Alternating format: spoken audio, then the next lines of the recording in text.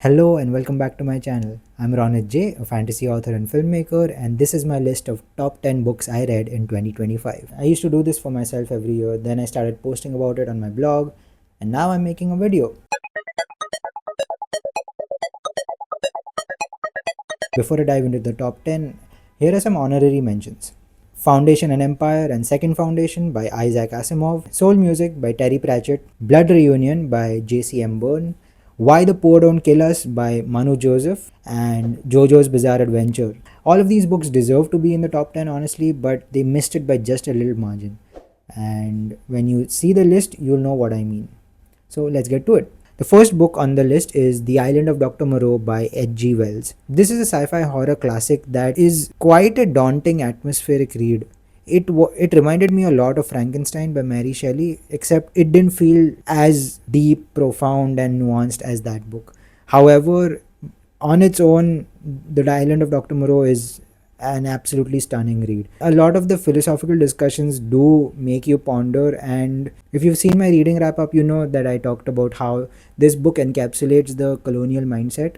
So, as someone who comes from a former colony, it wasn't easy to read how these colonizers used to think, but it is still very relevant to today's day and age if you think about it. I think this book is also on BBC's list of top 100 books you should read in your lifetime, and I can understand why.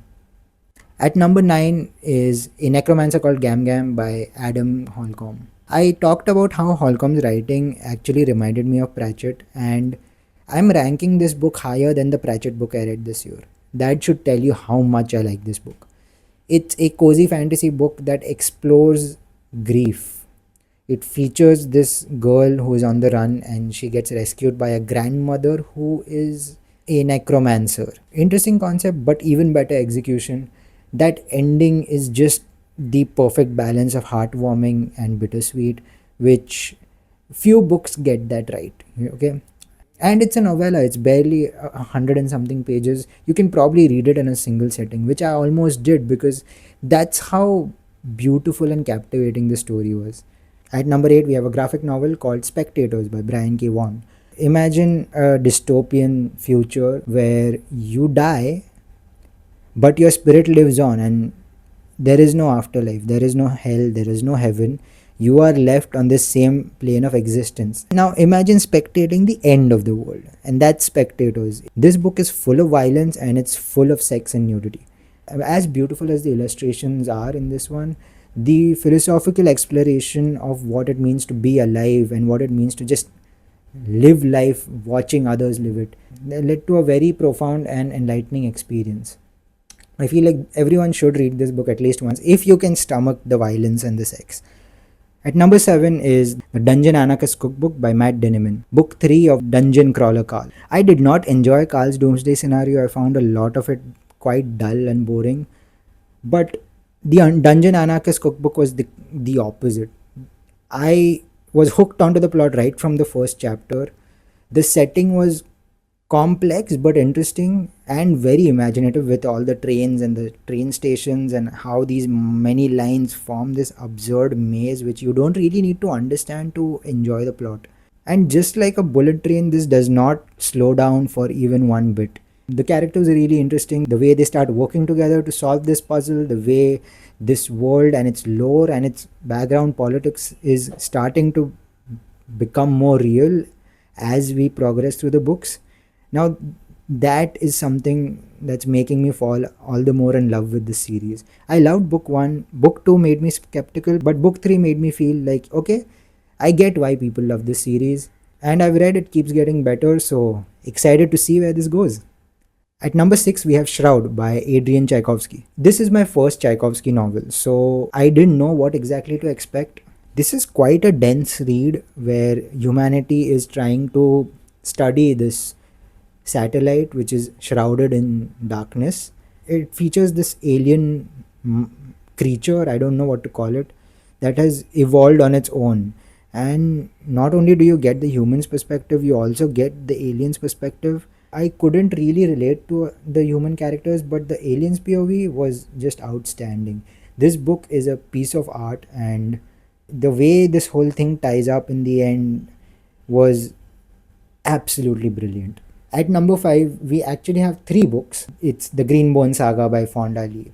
This series progresses from being a clan war to actual war to this epic story of this one family navigating politics, drama in love and romance, and just this feels like an encapsulation of life within this fantasy world.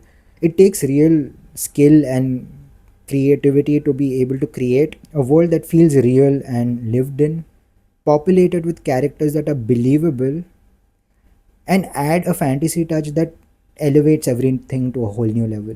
The Greenbone Saga is much loved across fantasy communities. It's frequently recommended on r/fantasy, and I get why. This was by far one of the best reading experiences of the year.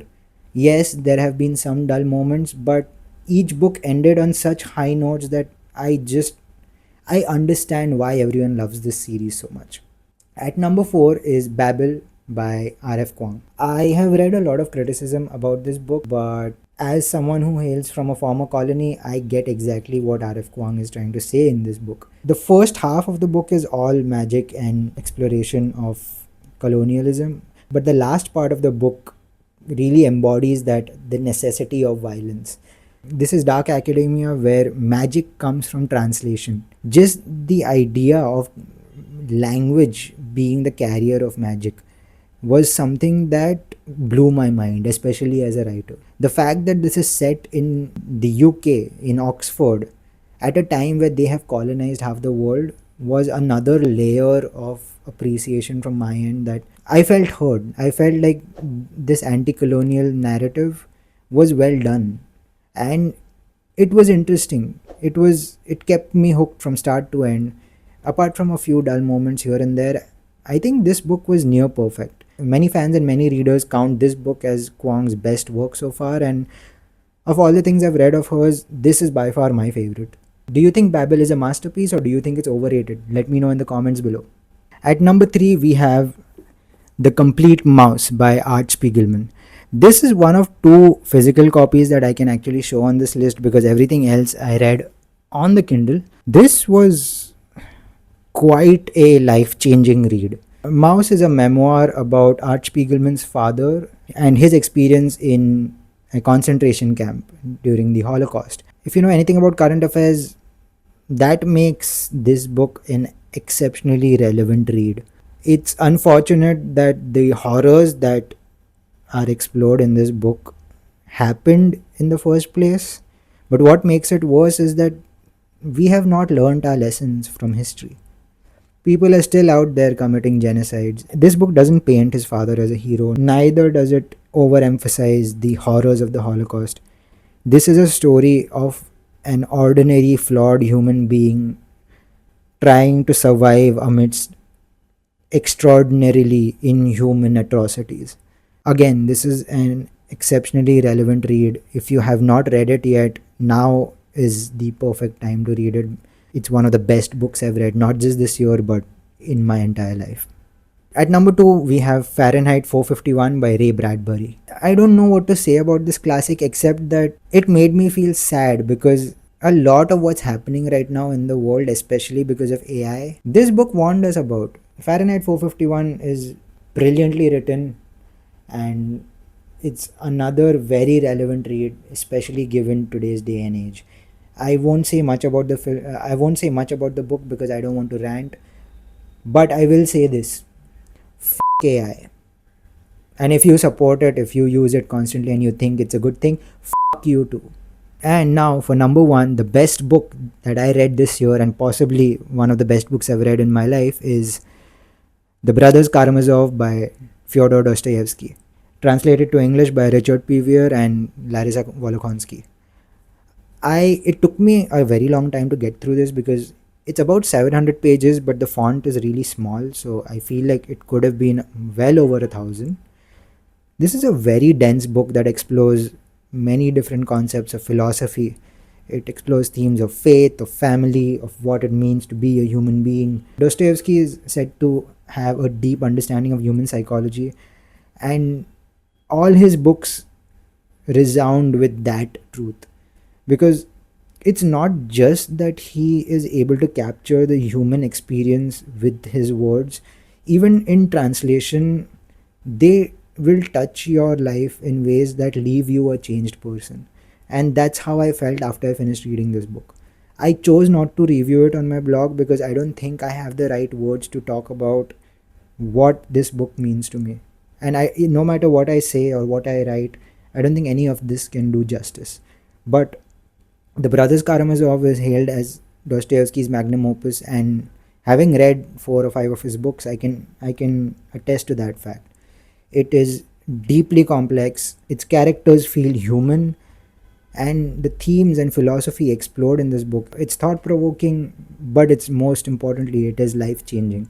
And if there's one author who I feel everyone should read at least once in their lifetime, it's definitely Fyodor Dostoevsky. There you have it, my list of top 10 books I read in 2025. What do you think about my list? Do you agree or disagree? Let me know in the comments below. Also, let me know what you read this year and tell me which of those you would count as your top 10 or top 5 or top 3 or however you want to rank them. That's it for now. Like this video, share it with your friends, and subscribe to the channel for more such content. Until next time.